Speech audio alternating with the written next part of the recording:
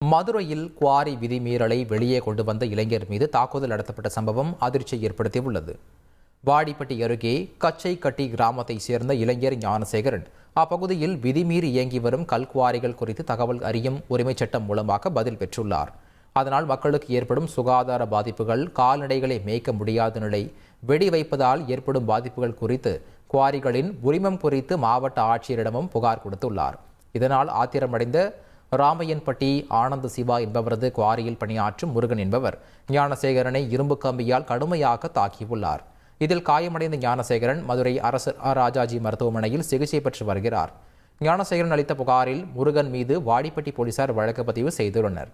அமைச்சர்கள் பின்புலத்தில்தான் குவாரி செயல்பட்டு வருகிறது என குற்றம் சாட்டிய இளைஞர், ஊருக்கு நல்லது நினைப்பவர்களுக்கு எல்லாம் இதுதான் நடக்கும் என வேதனை தெரிவித்தார். இதற்கிடையே விசாரணையில் இளைஞரை தாக்கிய முருகனை வாடிப்பட்டி போலீசார் கைது செய்துள்ளனர். செய்திகளை உடனுக்குடன் தெரிந்து கொள்ள உடனே சப்ஸ்கிரைப் பண்ணுங்க.